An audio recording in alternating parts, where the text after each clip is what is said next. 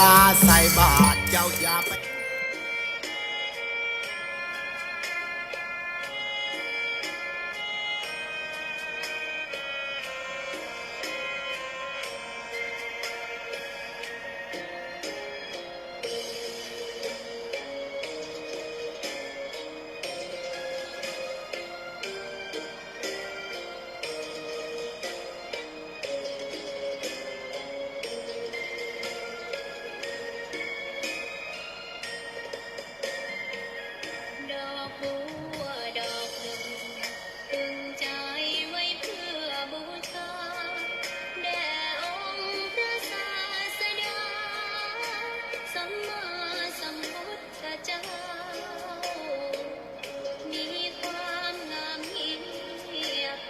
เปรียบเทียบเขา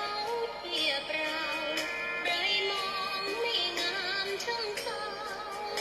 แต่เจ้าก็คือดอกบัว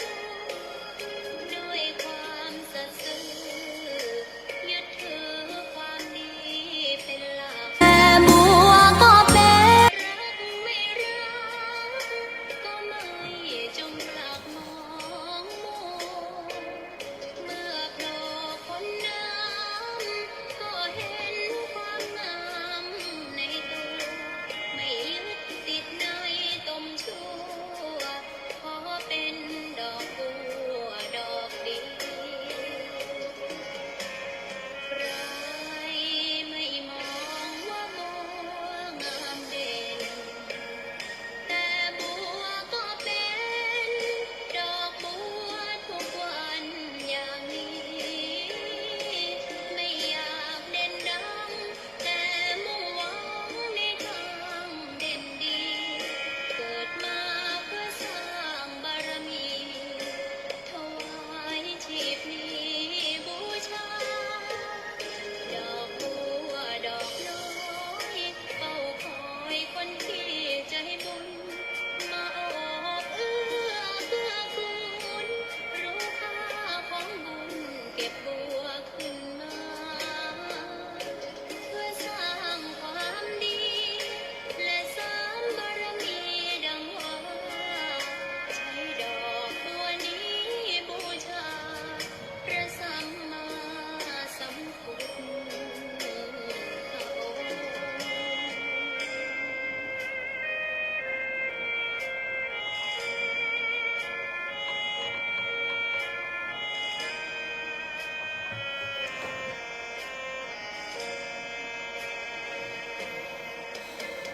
ใครไม่มองว่าบัวงามเด่นแต่บัวก็เป็นดอกบัวทุกวันอย่างนี้ไม่อยากเด่นดังแต่มุ่งหวังในทางเด่นดีเกิดมาเพื่อสร้างบารมีถวายชีพนี้บูชาดอกบัวดอกน้อยเฝ้าคอยคนที่ใจบุญมาโอบเอื้อเกื้อกูล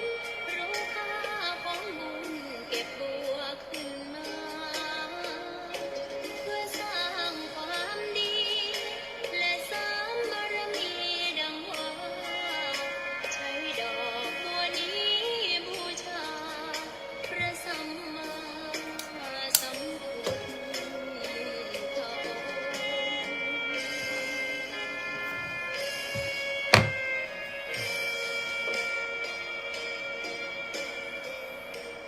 อ้าวศรัทธาสาธุชนตั้งหลายได้ฟังข่าวธร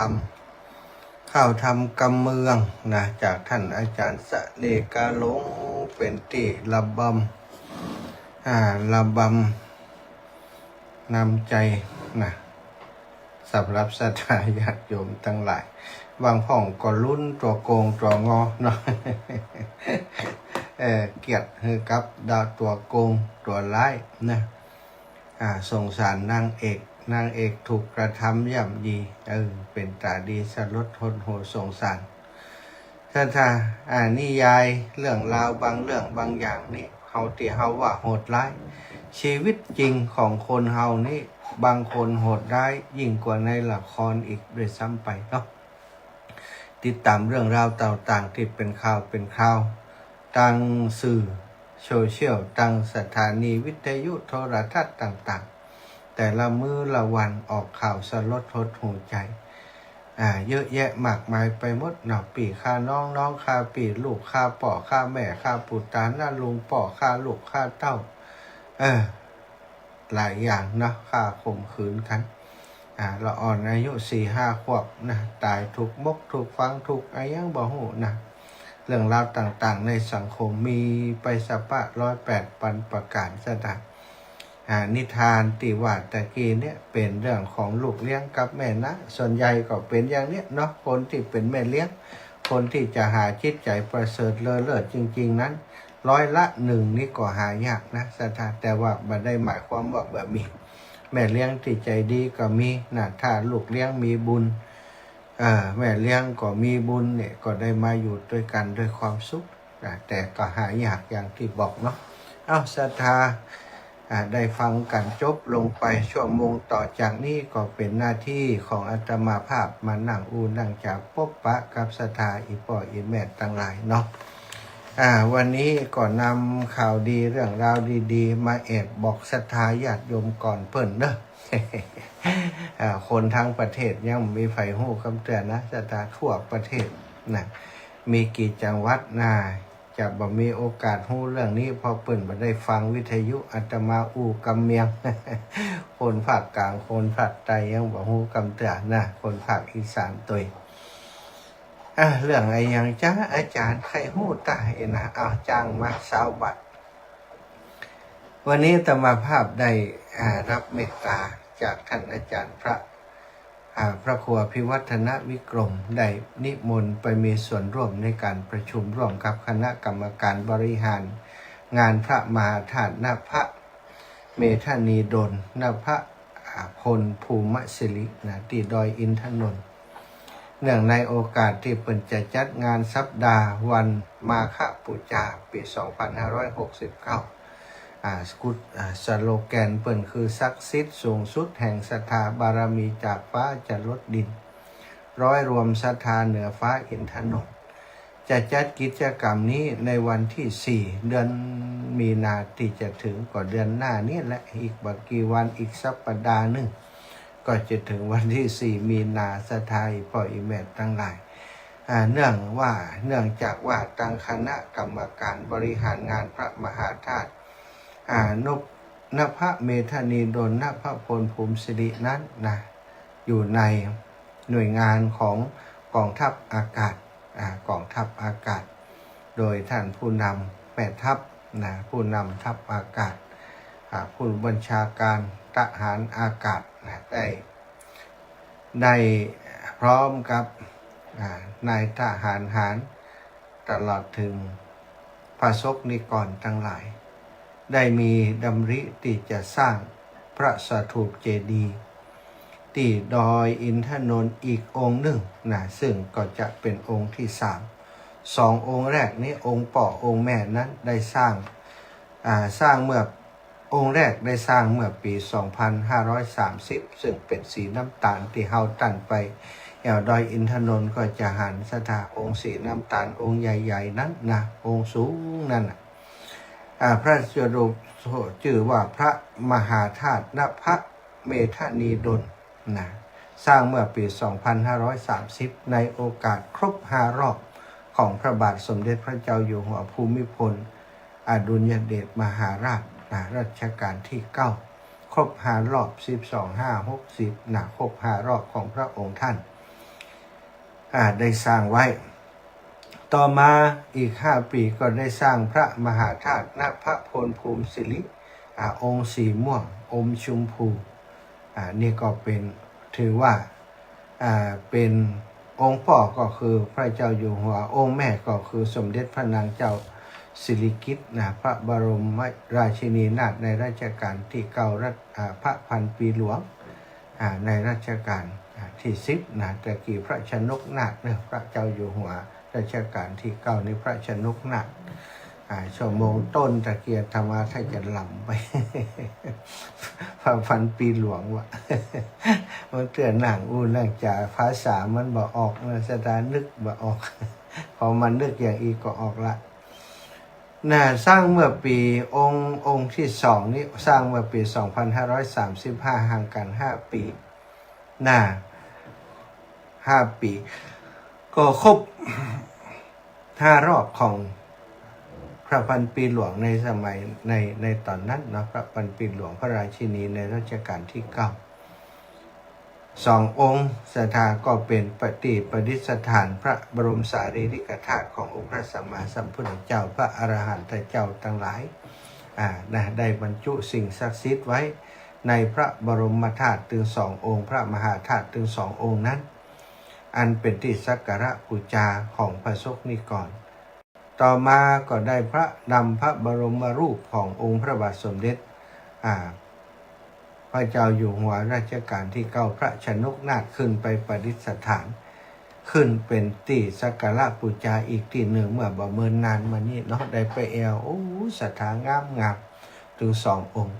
แล้วก็เพิ่นจะมีลานดอกไม้ที่สมเด็จพระนางเจ้าสิริกิติ์ตอนนั้นพระราชินีนาถในรัชกาลที่9ตอนนั้นก็คือพระพันปีหลวงตอนนี้ที่ได้สวรรคตไปแล้วนั้นสถาญาติโยมได้ทรงงาน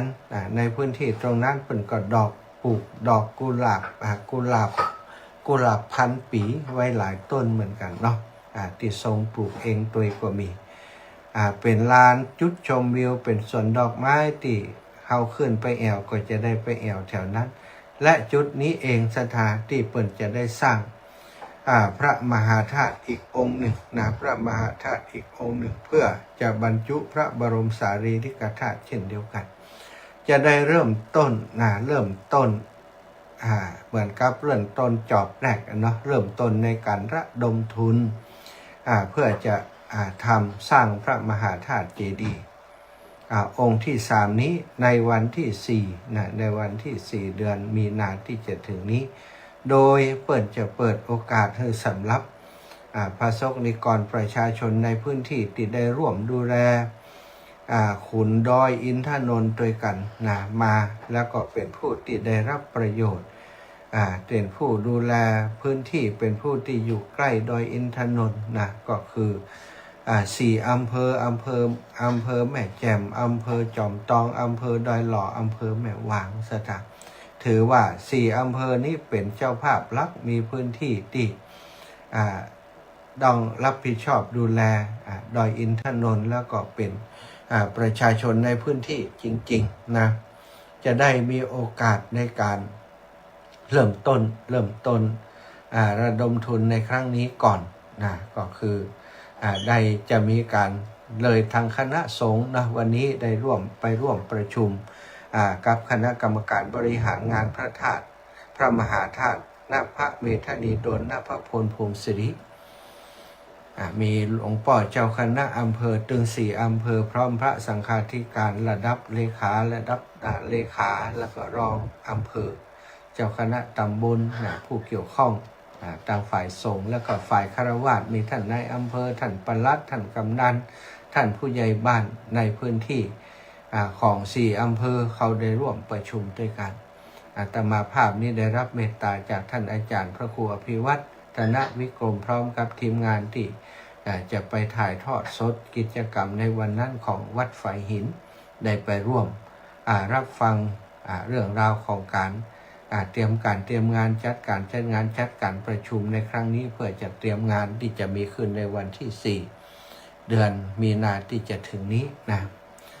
ศรัทธาญาติโยมถือว่าเป็นโอกาสที่ดีที่ตั้งครอบครัวคลื่นสีขาวของเฮาโดยครูบาอาจารย์ท่านพระครูอภิวัตรถือว่าเป็นแม่งานสำคัญคนหนึ่งที่ได้ออกกำกึศออกความคิดความเห็นในครั้งนี้แล้วจะได้นำพุทธบริษัทประชาชนคนพี่น้องหมู่เฮาคลื่นสีขาวทั้งหลายได้ร่วมสร้างสิ่งที่จะเป็นศาสนะที่สักการะบูชาเป็นศาสนาวัตถุทางพระพุทธศาสนาที่ยิ่งใหญ่และอยู่ในพื้นที่ที่สูงที่สุดในประเทศไทย อย่างที่เป็นว่าศักดิ์สิทธิ์แล้วก็สูงสุดนะแห่งพลังศรัทธาบารมีจากฟ้าจะลดดินบารมีจากฟ้าก็คือจากสถาบันพระมหากษัตริย์ทุกพระองค์ได้มีพระบารมีได้เมตตาประสบนิกรได้สร้างสิ่งสำคัญที่ยิ่งใหญ่ไว้บนผืนแผ่นดินไทยโดยเฉพาะสิ่งที่สูงสุดพื้นที่สูงสุดได้สร้างสิ่งอันเป็นสัญลักษณ์ของพระพุทธศาสนาศรัทธาญาติโยมพระธาตุเจดีย์ถือว่าเป็นตัวแทนของพระพุทธเจ้าได้นะพระพุทธองค์ทรงได้ตรัสไว้คือพระศรีมหาโพธิตรัสรู้ก็ดีนะเป็นตัวแทนของพระองค์แล้วก็พระธาตุเจดีย์อันบรรจุพระบรมสารีริกธาตุนี้ก็เช่นเดียวกันก็เหมือนกับว่าปัจจุบันนี้พระองค์ได้เสด็จประทับอยู่เหนือเก้าเหนือกหม่อมเหนือหัวของหมู่เฮาทั้งหลายสถานเพราะอยู่ที่สูงสุดของประเทศคือดอยอินทนนท์คุ้มครองป้องกันภัยให้กับเฮาทั้งหลายให้สิริมงคลได้เกิดขึ้นในผืนแผ่นดินไทยเฮาแผ่นดินไทยถึงจะเกิดภัยพิบัติเกิดอะไรอย่างขึ้นนะแต่ศรัทธาอีป่ออีแม่คนในประเทศไทยของเฮานี้ดูเหมือนจะมีความสุขกว่านาประเทศนะที่มีการลบราค่าฟันข้าวยากมาแพงความรุนแรงเกิดทุกหย่อมยากแต่ประเทศไทยเฮาถึงจะเกิดกับนักหนาเหมือนครับประเทศต่างๆก็ย้อนพระพุทธบารมีของพระสัมมาสัมพุทธเจ้าได้มาเสด็จประทับอยู่เหนือหัวของหมู่เฮาทั้งหลายในแผ่นดินที่สูงสุดตีงอกขึ้นมา ก็คือดอยอินทนนท์นั่นเองสถานกิจกรรมนี้เนาะก็ถ้าถึงว่าเปิ่นจัดเป็นการภายในก็เป็นการภายใน4 อำเภอแต่บัดได้ห้ามเนอะบัดได้ห้ามว่าพี่น้องเชียงใหม่นะห้ามมานะบัดใจนะเราสามารถจะมาร่วมบุญได้แต่คงจะมากันก็หมายความว่าแบ่งใจหากันเนาะในพื้นที่4 อำเภอนี้คนประมาณ 1,500 แต่ตอนนี้ปัญหาเรื่องที่จอดรถก้ายังก้าต่างๆนี้ก็จะกุ้มจะปอเพียงใดบ่เพียงใดดีบ่ดีก็จอดรถตามข้างทางเปิ่นก็จะขออนุญาตตั้งเจ้าหน้าที่ตัวนะใน4 สถานที่จอดรถต่างๆสถานที่ตั้งบนก็ถือว่าบ่ได้กว้างขวางอย่างนักหนาเนาะสถานเพราะฉะนั้นถ้าแบ่งใจหากันก็อยากคนในพื้นที่ที่4 อำเภอก็บ่ใจน้อยละเนาะที่จะไปแต่สถานอีแม่ตึงกึดใจตึงจะไปครับได้ ถ้าไปก็ไปเป็นคณะเอานะไปเป็นคณะจะไปคน2 คนเอารถไปกันนี่มันจะลำบากเจ้าหน้าที่ในการดูแลเนาะถ้าจะไปนะเนาะแต่ก็ฟังจากท่านอาจารย์ใหญ่ห้องกรรมเนาะศรัทธาอาจารย์พระครูอภิวัฒนวิกรมเมื่อเปิดมีโอกาสก็คงจะแจ้งเรื่องนี้ก็จะบอกทำความเข้าใจให้ศรัทธาได้รับทราบที่ชัดเจนอาตมาเพียงแต่มาบอกมาเล่านะเล่าให้ฟังนะอาตมาได้รับเมตตาจากท่านอาจารย์พระครูอภิวัฒน์ก็อนุญาตให้อาตมานี้ได้เป็นตัวแทนของครอบครัวคลื่นสีขาวของเฮา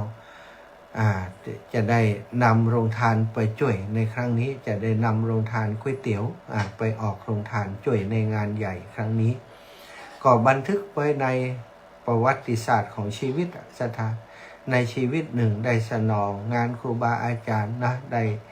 ได้ทำสิ่งยิ่งใหญ่ที่จะอยู่กับประเทศไทยกับโลกนี้ไปแห่มแล้วก็เป็นการรำลึกถึงพระพุทธคุณของพระพุทธเจ้าพระธรรมเจ้าพระสังฆเจ้าเป็นที่น่าแปลกใจสถานพระธาตุ3 องค์เนาะเป็นตัวแทนของพระพุทธพระธรรมพระสงฆ์พอดีนะพระพุทธเจ้านี้สร้างเนื่องในโอกาสองค์แรกนั้นหน้าพระเมธนีโดนสร้างเมื่อปี 2530 เพื่อเฉลิมพระเกียรติแด่พระบาทสมเด็จพระเจ้าอยู่หัวรัชกาลที่ 9พระราชนกนาถของรัชกาลที่10นะของปวงชนชาวไทยปวงหลวงของปวงชนชาวไทยแล้วก็พระมหาธาตุณพระพลภูมิสิรินี่สร้างถวายเฉลิมพระเกียรติแต่พระนางเจ้าพระบรมราชินีนาถในโอกาส5 รอบ5 รอบของพระองค์แล้วก็องค์ที่3นี้ก็ถือว่าเฉลิมพระเกียรติแด่พระบาทสมเด็จพระเจ้าอยู่หัวรัชกาลที่10นะศรัทธาญาติโยม อันนี้ก็เป็นสิ่งที่พระสงฆ์นิกรชาวไทยโดยแล้วก็พุทธศาสนิกชนเฮาทั่วโลกนะคนไทยของเฮาโดยเฉพาะภาคเหนือนี้คงจะปลื้มปิติว่าสิ่งยิ่งใหญ่นี้ได้สร้างในผืนแผ่นดินล้านนาของเฮาที่เชียงใหม่ก็เป็นศูนย์กลางแห่งอาณาจักรล้านนาสถานนะเฮาเป็นคนเมืองเป็นคนเหนือนะเชียงใหม่ก็ถือว่าเป็นเมืองหลวงของคนเมืองเฮาเนาะอันยังก็ไปเชียงใหม่อันนี้ก็สิ่งยิ่งใหญ่อยู่ที่เชียงใหม่นะดอยอินทนนท์โอ้สถานบรรยากาศสบายขึ้นไปทางบนนี้แต่อากาศนี่เย็นนะต้องตุ้มผ้าห่มโดยเฉพาะไปอยู่ยอดดอยนี่ต้นไม้แต่ละต้นเป็นขนหุ้มหุยสถานเป็นขนนะต้นไม้นี่ต้นอะไรอย่างก็จ้างเถอะนะจะเป็นขนเพราะว่าความหนาวความชื้นของอากาศทางบน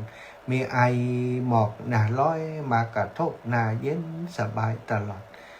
ที่เป็นว่านิวซีแลนด์ก็คงจะเหมือนกันนี่อากาศเย็นสบาย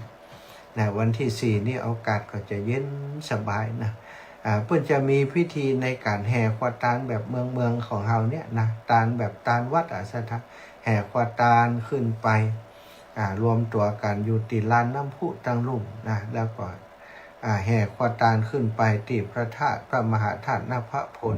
นภเมธานีดลแล้วก็จะทอดพระป่าณจุดที่เป็นบริเวณที่ทรงงานของพระพันปีหลวงในอดีตณสถานที่แห่งนั้นปัจจุบันเป็นลานเป็นที่เปิ่นปลูกดอกไม้สวยงามอยู่แต่หลังจากวันที่4แล้วนะสถานที่แห่งนั้นก็จะเตรียมจะเป็นสถานที่ก่อสร้างพระมหาธาตุองค์ใหญ่อีกองค์หนึ่งที่กล่าวถึงเป็นองค์ที่3องค์ที่3รู้สึกว่าจะเป็นสีเขียวยอดสีทองสถานญาติโยมถ้าตามแบบติลักหันเป็นมานะงามเนอะงามจริงๆสถานถ้าสร้างเสร็จเรียบร้อยถึง3องค์เนาะสถานที่แห่งนั้นก็คือเป็นที่สักการะบูชาสิ่งศักดิ์สิทธิ์อย่างเดียวละสิ่งศักดิ์สิทธิ์ที่เกี่ยวเนื่องกับพระพุทธศาสนาของเฮาด้วยพระบรมสารีริกธาตุณตอนนี้ได้รับเมตตาประทานจากสมเด็จพระสังฆราชมาเป็นที่เรียบร้อยแล้วได้เก็บรักษาไว้ที่กองทัพอากาศนะเมื่อสร้างสำเร็จเสร็จสิ้นแล้วเพิ่นก็บรรจุไว้เป็นหัวใจของพระธาตุต่อไปสถานปล่อยอีแม่ทั้งหลายฟังแล้วกึดอย่างใดนะในยุคสมัยของเฮาได้ตันหันนะคนที่ไปก่อนบัดตันหันละนะหมู่เฮาที่ยังบัดตันไปกำเตือนนะเฮาจะได้หันการสร้างสิ่งที่เคารพบูชาเป็นตัวแทนของพระพุทธพระธรรมพระสงฆ์ขึ้นในบนผืนแผ่นดินล้านนาที่ดอยอินทนนท์อันสูงสุดกว่าทุกที่ทุกแห่งในประเทศไทยศรัทธาญาติโยมอาตมาภาพและครูบาอาจารย์ขึ้นสีขาวได้นำเรื่องราวดีๆนี้มาบอกมากล่าวอีกพ่ออีกแม่เนาะในฐานะที่ต่างครูบาอาจารย์ขึ้นสีขาวได้รับโอกาสในการเป็นตัวแทนของคณะสงฆ์ในพื้นที่เป็นฝ่ายประชาสัมพันธ์บอกข่าวสารงานบุญนี้กระจายไปให้พี่น้องในพื้นที่พี่น้องจอมตองเตรียมตัวนะจอมตองก็แต่ละหัววัดก็จะแห่ควาตานไปอาตมาคิดว่าน่าจะทุกหัววัดในพื้นที่จอมตองในพื้นที่ดอยลอในพื้นที่ของแม่แจ่มแล้วก็แม่วางที่จะปากันไปมีการฟ้อนของตังหัววัดต่างๆโดยเนื้อการแสดงศิลปวัฒนธรรมพื้นเมืองล้านนาของเฮาโดยวันนั้นนี่นักข่าวจากทุกสารทิศจะขึ้นไปทำข่าวแต่ก็จะเป็นวันของประชาชนเนาะตั้งส่วนราชการหน่วยงานราชการอย่างต่างๆยังบ่ได้เข้าพื้นที่มากวนเตือ ถ้าผู้รักผู้ใหญ่ส่วนราชการระดับใหญ่ได้พ้นได้พันมานี่ก็จะลำบากเนาะนี่ก็จะเป็นเรื่องของตังพุทธศาสนิกชน4อำเภอซึ่งเป็นเจ้าของพื้นที่จริงๆเป็นประชาชนในพื้นที่ที่ดูแลดอยอินทนนท์มาเมินนานหลายทศวรรษแล้วตั้งแต่ปู่ย่าตายายได้รับเกียรติได้เป็นเกียรติก่อเก้าเริ่มต้นในครั้งนี้เฮาตั้งเจ้าทั้งหลายก็ถือว่าเป็น เป็นผู้ที่มีส่วนร่วมด้วยกันเนอะเป็นผู้ที่มีส่วนร่วมด้วยกัน แต่อย่างใดก็ดีก็ฟังจากครูบาอาจารย์ท่านอาจารย์พระครูอภิวัฒนวิกรมในโอกาสที่เพิ่นจะมาจัดรายการเพิ่นจะแบ่งแจงบอกรายละเอียดไปจะห่วมบุญอย่างใดนะก็คงจะอู้กันต่อไปในอนาคตถ้าตันวันที่4จะให้จะห้อมไปในช่องทางใดรอฟังจากท่านอาจารย์แต่อาตมาภาพจะเอาโรงทานก๋วยเตี๋ยวไป 1,000 ถ้วยนะสถานก็ใจงบประมาณคงประมาณ8,000 ขึ้นเนาะก็จะไปจะสนับสนุนร่วมบุญโดยอาตมาคนละเล็กละน้อยก็ว่ากันได้เนอะอาตมาก็จะไปในนามคลื่นสีขาวเพื่อชาวประชาจะเอาหูปเอาป้ายของครูบาอาจารย์คลื่นสีขาวไปเป็นป้ายเป็นฉากของโรงทานในครั้งนี้ตัวสถานรวมพลังนะรวมพลังของคนคลื่นสีขาวของคนที่มีจิตใจนี่จิตใจใฝ่ในบุญทานนะทำบุญสุนทรทานใฝ่ในกินในการกินการทานสร้างบุญสร้างกุศลสร้างบารมีร่วมกันศรัทธาปล่อยแม่ทำไมเฮาคลื่นสีขาวจึงได้มาพบปะกันทำไมเฮาถึงได้ร่วมกิจกรรมกันมาเป็น23 ปีแล้วเป็นกลุ่มเป็นก้อนผ่องก็จากไปแล้วตีมาใหม่ก็มาเข้ามาอยู่ร่วมกลุ่มร่วมคณะกันมีการร่วมบุญระดมทุนเรื่องอะไรอย่างปุ๊บปั๊บบอกกัน 2-3 วันคนเป็นร้อยเป็นพันนี่ไปพรึบกำเดียวนี่เพราะอะไรอย่างอีปอยอีแม่ทั้งหลายเพราะเฮามีบุญร่วมกันมาก่อนเคยได้สร้างบุญร่วมกันมาก่อนอย่างเนี้ยที่เฮาได้มาสร้างบุญร่วมกับตังคณะผู้บริหารงานของพระ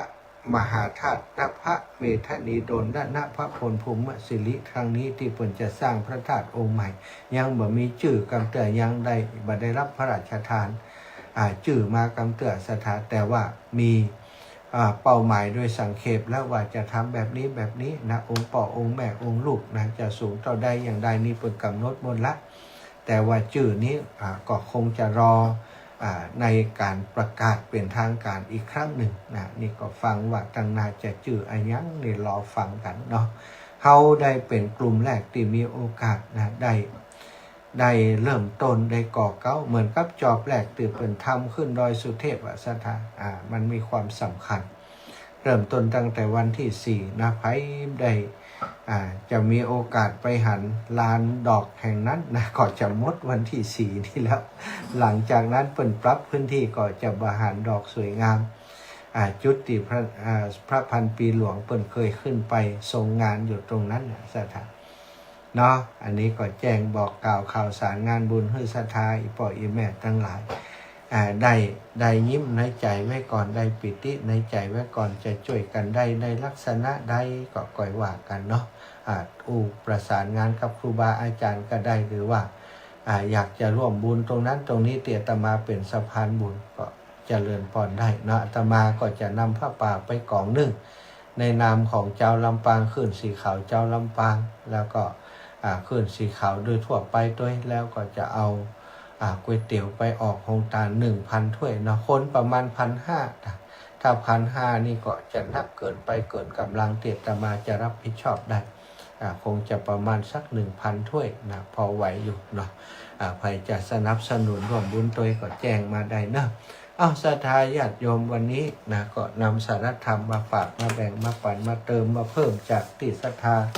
ได้ฟังจากท่านอาจารย์เสน่ห์กาโลไปเนาะตะกี้นะก็มาต่อแหมสักเล็กน้อยนะกับศรัทธาอีปออีแมททั้งหลายในวันนั้นเปิ่นใจเนี่ยอย่างพ่องเอาศรัทธาถามมาเนอะจะมีการแห่ควาตานแห่ควาตานจากลานน้ำพุขึ้นในสวนขึ้นไปสวนตีพระธาตุณพระพลภูมิสิรินะแล้วเวลาประมาณ10 นาฬิกามีการแสดงธรรม1 กันโอวาทปฏิโมกข์1 กันแล้วก็มีพิธีทอดพระป่าจากคณะสงฆ์และญาติโยม4 อำเภอและผู้ที่มีจิตศรัทธาทุกที่ทุกแห่งที่มาร่วมบุญด้วยกันเพื่อสมทบทุนดำเนินการก่อสร้างพระสถูปเจดีย์บรรจุพระบรมสารีริกธาตุองค์ที่3 จากนั้นผู้ร่วมพิธีทั้งหมดสวดมนต์สรรเสริญพระรัตนตรัยอิติปิโสพร้อมกันกี่จบบอกว่าแล้วแต่สถานการณ์ผู้ร่วมพิธีเวียนทักษิณาวัตรรอบองค์พระมหาธาตุณพระพลภูมิสิริจากนั้นก็ถวายภัตตาหารเพลแด่พระภิกษุสงฆ์สามเณรผู้ร่วมพิธีรับประทานอาหารร่วมกันจะเป็นเซตพิธีน่าจะเซตประมาณเที่ยงปลายบ่ายโมงนี่เนอะสถานกำหนดการที่ว่านี้อาจจะมีความเปลี่ยนแปลงตามความเหมาะสมเนาะแต่อย่างที่เป็นประกาศมานี่ก็คือข่าวสารงานบุญแล้ววันที่อันสามเนอะสถานอีปล่อยแม่เตรียมตัวไปปะกันที่วัดอรัญญวิเวกคีรีสีเวียงป่อเป้าม่อนจอมพอของหลวงปู่พระครูปฏิภาณธรรมทินซึ่งจะมีพิธียกชัดจ่อฟ้านะจ่อฟ้าของพระธาตุจ่อฟ้าพระธาตุจ่อฟ้าอันวิหารติศรัทธาอีกฝ่ายแม่ตั้งหลายนะได้ร่วมกันหายกันห้อมเป็นเจ้าภาพคนละเล็กละน้อยตอนนี้ก็สำเร็จเสร็จสิ้นแล้วเนาะหลวงปู่ได้นำมาเตรียมไว้แล้วจะได้ยกขึ้นติดตั้งประดิษฐานไว้ติดตั้งบนวิหารหลวงม่อนจอมพอในวันที่3ศรัทธาญาติโยมไปร่วมพิธีกันเนาะไปร่วมพิธีใหญ่นะก็มาถือว่าเป็นป้อยหลวงนะถือว่าเป็นส่งน้ำพระธาตุด้วยแล้วก็หลวงปู่ก็จัดแบบใบอยากจะรบกวนอย่างนักเนาะถ้าจัดปล่อยหลวงนี่มันมีหลายอย่างหัววัดอย่างต่างๆตัวอันนี้ก็จะจัดลักษณะว่ากึ่งภายในสถานปล่อยแม่แฟนรายการของหลวงปู่เนาะขึ้นสีขาวมูเฮาก็จะไปร่วมกิจกรรมในครั้งนี้กันนักหลายอยู่ลำปางนี้ประมาณ5กันรถตู้นะรถส่วนตัวนี้ก็คงจะอีกหลายคันจะไปร่วมกันไปปะกันที่พุ่นนะพี่น้องเมืองน่านเมืองแปะเมืองเชียงใหม่ลำพูนต่างเมืองฝางต่างแม่ไอชัยประการตัวต่างเวียงป่าเป้าแม่สวยแม่ลาวแฟนรายการมาต่างเมืองพานก็จะมากันหลายอยู่เนาะเอาไปปะกันพุ่นเอาศรัทธาญาติโยมเอาสารธรรมมาฝากอีปล่อยอีแม่ต่างหลายคนเฮาบัดเดียวนี้หลายคนนี้ละเด็กละอ่อนนะบ่ค่อยอยู่ในกฎในระเบียบเต่าใดนะแล้วก็บ่ค่อยฟังผู้รักผู้ใหญ่นะและที่สำคัญก็รู้สึกว่าบ่ค่อยกตัญญูกตเวทีต่อครูบาอาจารย์ว่าเดี๋ยวนี้ทำโรงเรียนอะไรอย่างต่างๆนี่ครูบาอาจารย์นี่จะมาเขียนมาตีมาสั่งมาสอนอย่างครูบาอาจารย์สมัยก่อนมาได้ละนะผิดกฎหมายตัวแล้วก็ละอ่อนเดียวนี้มันบอกกลัวครูนะลองไปเขียนมันจะกลับไม่ใช่เขียนครูคืนก็ได้แต่คนสมัยก่อนบอกมีพฤติกรรมอย่างนี้มีความนอบน้อมอ่อนน้อมต่อครูบาอาจารย์ก็มีเมตตาต่อลูกศิษย์ลูกหาบ่ผิดบ่มีปัญหาอย่างนักบ่ได้ทำโทษนี่เพื่อจะให้หลับจำให้นึกได้แต่ประเดี๋ยวนี้ถือว่าเป็นเรื่องที่สิทธิเสรีภาพนะห้ามไปเขียนตีบุกตีก็ห้ามเป็นอันขาดไปเลยประเดี๋ยวนี้ก็ทำให้พฤติกรรมของเด็กๆในยุคนี้บักหัวครูบาอาจารย์นะสถานมันเดินจนใดมันก็จนมันเว้นมันก้มหัวกำแล้ว อันนี้คือสิ่งที่เขาหันเนาะอีปล่อยอีแม่ตั้งหลายคนสมัยก่อนเพิ่นอบรมดีนะต้นไม้เมื่อยังเล็กๆอยู่เมื่อเป็นต้นกายอยู่จำเป็นต้องมีลักติประคับประคองเขาจะหันว่าเวลาเปิ่นปลูกต้นไม้ต้นน้อยๆเปิ่นจะมีลักปักเหี่ยหรือบางทีก็เอาอันเจือกเอาได้เอาฟางเอาตอกนะมัดรวมๆไว้นะเพื่อจะประคองคือต้นไม้นั้นนะได้ตั้งตรงได้ยืนอยู่ได้แล้วก็ก่อยมีหลักมีไอ้หยังแต่งลงไปในดินบ่ให้ตายเสียก่อนโดยการโดนเหยียบโดนย่ำโดนไอ้หยังต่างๆมากมายนะสถานยิ่งต้นไม้ที่เปิ่นล้อมมานี่เขาจะหันว่าเปิ่นกำอย่างที่คือมันปลอดภัย อีปอยอีแมทต่างหลายผู้ที่หวังความเจริญก้าวหน้าก็จำเป็นจะต้องมีสิ่งที่ค้ำยันสิ่งที่ค้ำยันถึงที่จะปกป้องเฮาได้เพิ่นบอกว่าต้องบูชาบุคคลที่ควรบูชาการบูชาบุคคลผู้ควรบูชาเหมือนกับปักหลักไว้หือกับต้นไม้ต้นเล็กๆนั้นไว้เป็นตัวอย่างการดำเนินชีวิตที่ถูกต้องเป็นหลักใจป้องกันความหันพิษและก่อป้องกันอกุศลกรรมต่างๆที่จะเกิดขึ้นบ่ฮือย้อนกลับมากำเริบขึ้นมาอีกฉันนั้นเหมือนกันเป็นที่ป้องกันให้เฮาสถานแต่ว่าอย่างที่ว่านั้นคนบัดเดียวนี้ตัดไม้ค้ำออกไปตัดสิ่งป้องกันออกไปบักกตัญญูบักกตเวทีบูชาคนที่ควรบูชาก็เลยมีปัญหาต่างๆมากมายการบูชานี่แปลว่าคือมีความเลื่อมใสยกย่องเชิดชูโดยกิริยาอาการที่สุภาพที่เขาแสดงต่อที่ผู้ควรบูชาทั้งต่อหน้าและรับหลังอันนี้ลักษณะการบูชาถ้าจะละเอียดลงไปก็อามิสบูชาบูชาโดยอามิสต่างๆของมีเข้าของเครื่องใช้ไปบูชาครูบาอาจารย์บูชาพ่อบูชาแม่ในโอกาสสำคัญต่างๆเรียกว่าบูชาด้วยอามิสและอีกอย่างบูชาโดยการปฏิบัติเป็นคนอ่อนน้อมถ่อมตัวทั้งต่อหน้าและรับหลังเป็นคนสุภาพอ่อนโยนยกย่องเชิดชูครูบาอาจารย์พ่อแม่ผู้ที่มีพระคุณนี่คือการแสดงการบูชาการบูชานี่เป็นกุศโลบายอย่างหนึ่งสำหรับฝึกใจที่ยังหยาบกระด้างเพราะบ่อาจจะยอมรับความดีของผู้อื่นให้ละเอียดอ่อนลงผู้ที่ยังด้อยปัญญายังบ่เข้าใจในคุณงามความดีของผู้ที่ควรบูชานักก็จะนี้คือการบูชาแบบนี้จะเป็นกุศโลบายอย่างหนึ่งศรัทธาลดความแข็งกระด้างลดความถือตัวเย่อหยิ่งจองหองต่างๆลงไปเมื่อเขามีความอ่อนน้อมถ่อมตัวภัยหันก็ฮักภัยหันก็ฮักภัยหันก็ฮักเมตตาเอ็นดูเฮากับพอเอาก่อนแล้วการมีละอ่อนคนหนึ่งหันคนเฒ่าคนแก่สวัสดีครับคุณลุงคุณป้าไวสานอบน้อมอ่อนน้อมถ่อมตัวหันครูบาอาจารย์แสดงความเคารพโดยความระมัดระวังสุภาพอ่อนโยนกับอีกคนหนึ่งนี่หันไผ่มันตักถามมันแล้วย่ำตีนใดมันย่ำตีนโจรใดมันโจรมันตึ้มเว้นฮื้อไผ่บ่ยิ้มฮื้อไผ่บ่ไหว้ไผ่กำแล้วถึงจะแต่งตัวดีตักอย่างใดก็ตามสถานเขาหันแล้วมันเป็นสิ่งที่บ่อยากพูดตัวว่าบ่อยากฮักมันจะต่างกันอย่างนี้เนี่ยแสดงว่าถ้าคนที่อ่อนน้อมถ่อมตัวบูชาคนที่ควรบูชาก็เท่ากับเขาทำตีปึ่งฮือกับตัวเก่าทำฮือคนทั้งหลายหันก็ฮักคนฮักมันก็จะป้องกันสิ่งบดีที่จะเกิดกับเขาได้บุคคลที่ควรบูชาก็คือบุคคลที่มีคุณงามความดีควรค่าแก่การระลึกยึดถือเป็นแบบอย่างในการปฏิบัติตามได้แก่ผู้มีศีลผู้มีศีลพระสงฆ์องค์สังฆเจ้ากาครูบาอาจารย์พ่อแม่ทั้งหมดผู้มีศีลผู้เจริญสมาธิสติปัญญาสูงกว่าเฮา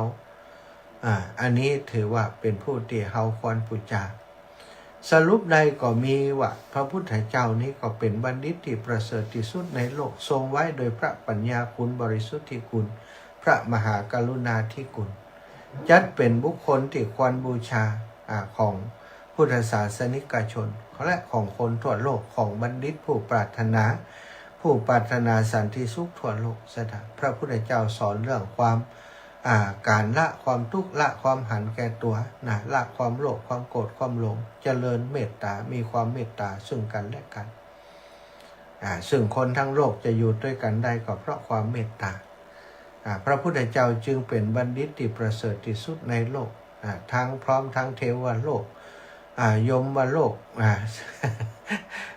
พรหมโลกศรัทธาญาติโยมพระพุทธเจ้าแล้วก็พระสงฆ์นี่ก็เช่นเดียวกันผู้ปฏิบัติดีปฏิบัติชอบก่อนแล้วจึงสอนคนอื่นให้ประพฤติปฏิบัติตามจัดเป็นบุคคลที่ควรบูชาของพุทธศาสนิกชนเช่นเดียวกัน แล้วก็พระมหากษัตริย์ผู้ตั้งอยู่ในทศพิธราชธรรมเป็นพระราชาที่มีคุณธรรมจัดเป็นบุคคลที่ควรแก่การบูชาของประชาชนเช่นเดียวกันข้อที่ 4นี้บิดามารดาและก็ญาติผู้ใหญ่ที่มีความประพฤติดีเป็นบัณฑิตที่อยู่ในฐานะสูงกว่าอาจจะครบจัดเป็นบุคคลที่ควรแก่การบูชาหรือปูชนียบุคคลของบุตรของธิดาสถานนี่ก็อยู่ในกลุ่มที่ควรบูชาแล้วก็กลุ่มที่ 5ครูบาอาจารย์ที่มีความรู้ความสามารถที่เราได้ฝากตัวเป็นลูกศิษย์ลูกหาผู้ที่ประพฤติดีปฏิบัติชอบเป็นบัณฑิตอยู่ในฐานะสูงเกินที่ศิษย์จะคบหาหรือว่าจะไปถือเป็นเปื้อนเป็นฝูงนิ่มได้นะต้องถือเป็นครูบาอาจารย์ที่เคารพบูชาจัดเป็นบุคคลที่ควรแก่การบูชาของลูกศิษย์แล้วข้อที่กลุ่มที่ 6คือผู้บังคับบัญชาที่มีความประพฤติดีศรัทธาอาจจะทำงานในหน่วยงานการ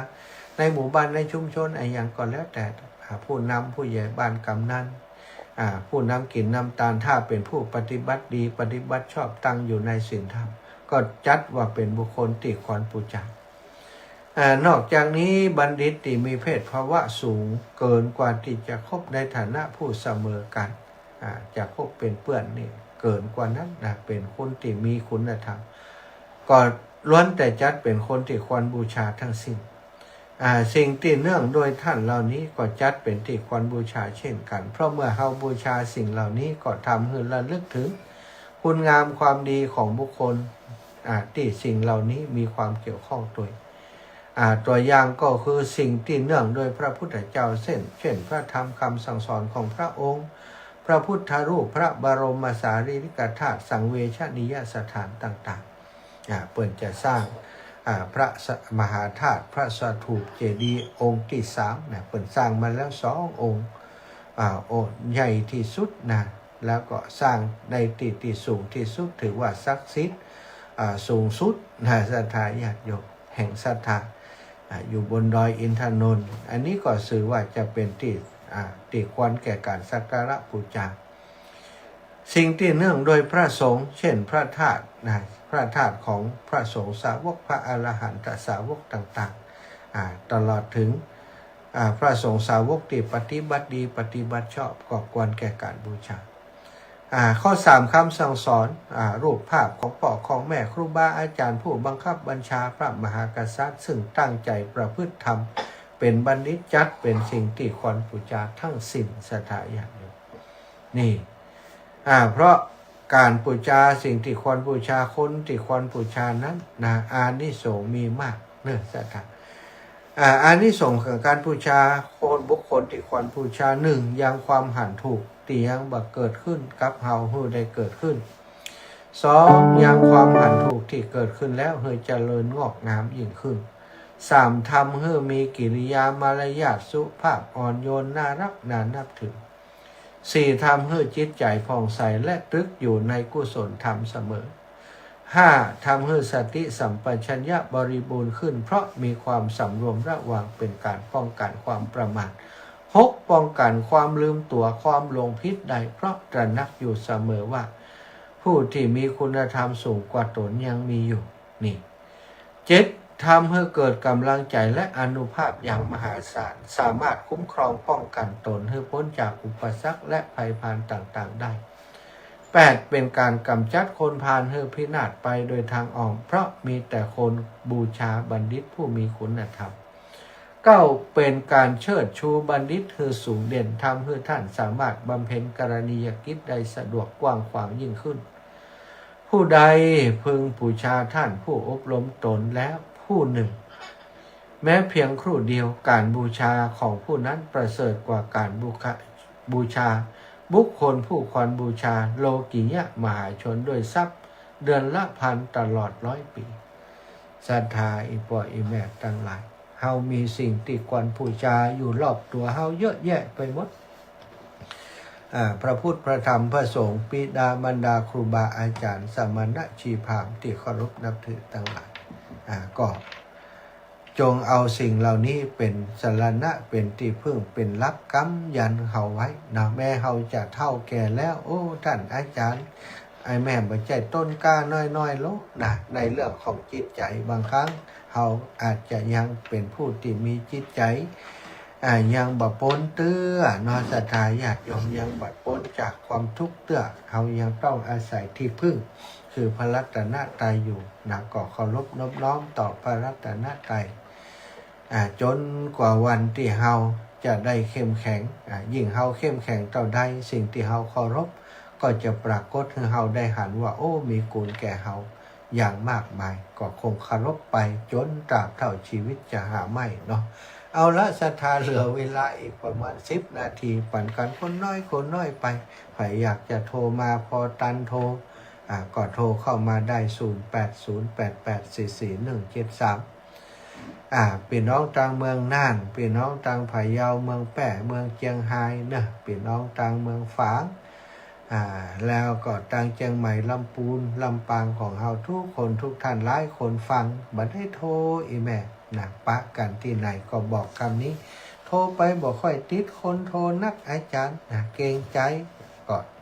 ขอให้ฟังเนาะบัดโทรก็บอกเป็นอย่างที่โทรมาก็ถือว่าเป็นส่วนหนึ่งเป็นตัวแทนนะเพียงเล็กน้อยก็พอใจละถวายความเคารพครับทุลุงครับโอ้อาจารย์สุดเยี่ยมเลยอาจารย์อู้เนี่ยผมเชื่อเลยครับผมอาจารย์พูดดีจริงๆนะผมไม่ได้ชมนะถูกผมใจว่าศีลและสมาธิเนี่ยเพราะว่าสมาธิจะดีกว่าศีลนะอาจารย์ครับผมถูกต้องทุกวันนี้นะอาจารย์นะครับผมคนมีสมาธินี่มันทำอะไรได้หลายอย่างนะใช่ครับไอ้ศีลนี่มันรักษากันยากนะอาจารย์ใช่แต่ต้องรักษาอยู่ดียุคนี้มันไม่ใช่ยุคศีลแล้วอาจารย์มันเป็นยุคที่สมาธิดีกว่าจะต้องรักษาอยู่ดีสาธุครับสาธุครับโยมป่อพี่น้องเมืองลี่มาแล้ว93 ปีอีป่อสาธุป่อครับยินดีเลยยินดีเหมือนกันลีเมืองลี่ครับโอเคสาธุเน้อป่อเน้อดีแล้วอีปอบเปิดวิทยุเสียงมันเข้านะใครปอดโทรมาวันหลังปิดวิทยุกับเจริญปอนแม่บุญไลพงพิงอีแม่สบายดีเนาะวันนั้นลมเข้าถึงบ้านนี่แม่ก็พายุเข้าวันนั้น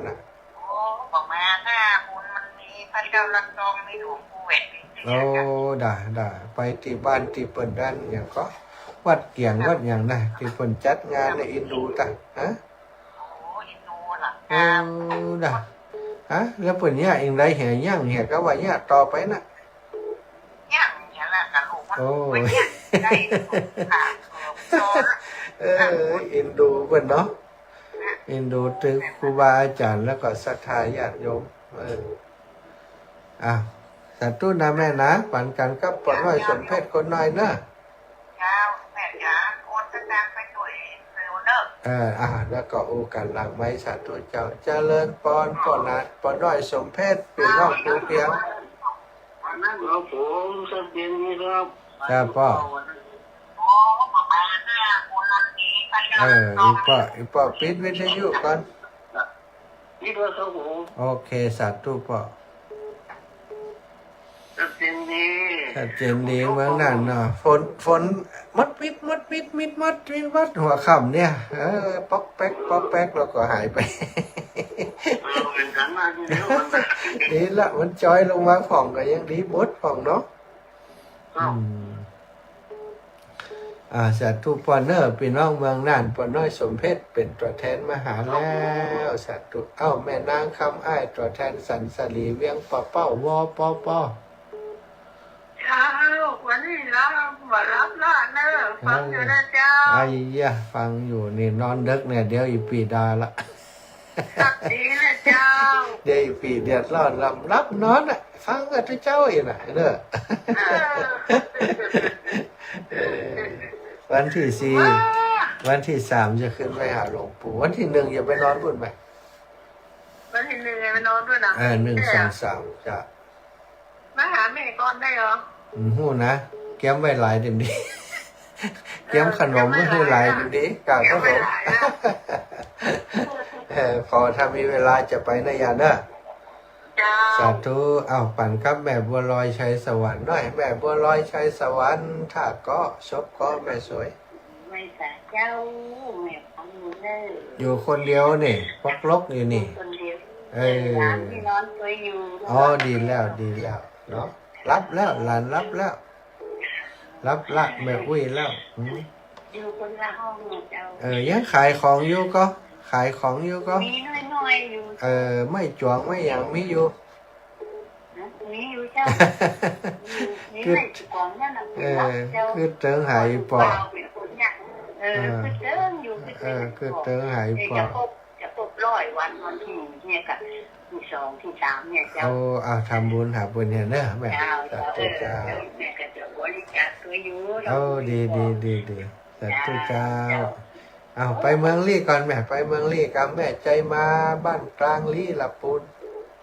เจ้าฟังถึงวันเจ้า ตึงวันดีแล้ว ฟังกูตุกูอ่อนถึงวันอ่ะ ยอดออมสินไว้วัน5 บาทเนอะเก็บกับฟังนะ เจ้า บุญรักษานะแม่ฟังไปเนอะเอาบุญเอากุศลเจริญพรแม่สุกแก้วสอนศรีนุสอน เจ้ากลับไปสาเด้อท่านพระมหาเจ้า เจ้าอี แม่ แม่ ลูกแก้วบ้านศรีละพรสีเตี้ยบ้านห้องหลับปูนฟังชัดเจนดีเด้อ เจ้าดีแล้ว เจ้าขึ้น98.75ว่าโดยสองซักเฮาเนี่ยสายใต้เฮาเนี่ย เจ้า ได้ยินชัดเจนไปเลยนะเจ้า แต่เจ้ากระไก่อันสถานีห้วยตองซักไป เจ้าไปไหนเจ้า ไปดอยอินทนนท์กะไปประชุมบนวะนะ ไปโดย อาจารย์พระครูพิวัตร เออ เจ้าหลวงปอดน้อยเจ้าสาธุนะแม่นะเจ้า เจ้าสาธุ ได้ยินเสียงแม่ชูแก้วเมินแล้ว แม่คำนวณดินดำเจริญป้อนแหม2 3 สายไทยจะได้อยู่เจริญป้อน เจ้าสาธุเจ้า วันที่3ไปอยู่ของหลวงปู่ ไปอยู่เจ้า ปะกันเนาะ เดินอยู่ปากกะ นะปะกันวันที่1เขาขึ้นไปนอนปะกะ เดินไปไม่ใช่กะ ไปเถื่องานเพลงก่อนหลายแต่ไปดอยอินทนนท์ลงมาตะกี้นี่ไปชุมมาจ้ะ เจ้าไปอยู่เจ้า ปะกันเนาะ เจ้า สาธุ เอาไปสาธุเจ้า แม่บัวผินบุญมานี่ขยอกเจ้าอีหมาน้อยรับแล้ว ดิ้งอยากเป็นคนเจนนี่ อีหมาน้อยเฮ้ยรับเหียรับสาธุเวลาจะหมดแล้วแม่สำลิดมานี่ปันแม่สำลิดน้อยได้ออกคนน้อยเจริญป้อน ไม่สาเจ้าแม่ฟังอยู่เนอะ เก็บ วันนี้แม่โอนกระตังไปเนอะได้รับกับเจ้า ได้โอนมาแหมไหม วันนี้ที่3แม่ มันได้ ก็บ่ได้ทอง ได้เอามาแหมไหมจะเอาแหมไหมขอบคุณนุโมทนาบุญนะนุโมทนาบุญ เจ้า สาธุเจ้าหมดเวลาก็ดีสาธุเจ้าท่านอื่นๆหมดเวลาหมดขอนำรายการจากลาไปก่อนนะขอความสุขความสัสดีจงมีแก่ศรัทธาญาติโยมทุกคนทุกท่านติดตามทางไลฟ์สดก็ดีติดตามวิทยุก็ดีทาง YouTube ก็ดีอยู่ดีมีสุขอายุมันขวัญยืนมั่งมูลตุ่นเต้านั้นจงจะมีเตียงแต่ดีลีจัตตารโอธรรมาวทันติอายุวันโนสุขังพระ